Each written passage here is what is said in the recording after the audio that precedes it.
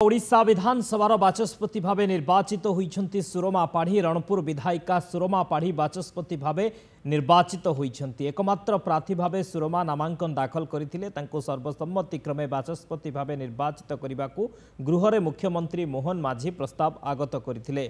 प्रस्ताव को संसदीय व्यापार मंत्री मुकेश महालिंग समर्थन करथिले। एहा परे सुरमा सर्वसम्मत और निर्द्वंद्व बाचस्पति भाव विधानसभा को निर्वाचित होइथिले।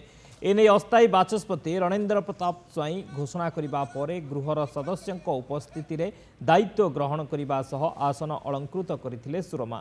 आसन ग्रहण करिबा परे बाचस्पति गृह परिचालना करथिले। गृहरे मुख्यमंत्री मोहन माझी, उपमुख्यमंत्री केबी सिंहदेव और प्रभाती परिड़ा, विरोधी दल नेता नवीन पट्टनायक, कांग्रेस विधायक तारा प्रसाद बाहिनपति, सीपीआईएम विधायक लक्ष्मण मुंडा बाचस्पति को शुभेच्छा जणाइथिले।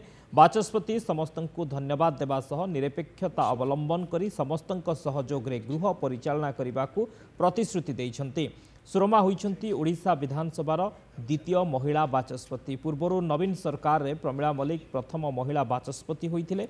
जणे अभिज्ञ राजनेता होइछन्ति सुरमा पाढ़ी। 1988 मसीह भारतीय जनता पार्टी रे से जोग देइथिले। 2000 मसीह से जातीय बीजेपी महिला मोर्चार सभापति थिले।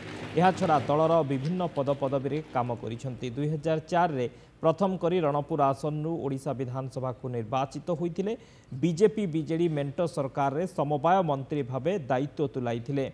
2009 और 2014 रे रणपुर बीजेपी टिकेट रु निर्वाचन लड़ी परास्त होइथिले। तबे 2024 रे रणपुर लड़ी बीजेडी प्रार्थी सत्यनारायण प्रधान को परास्त करी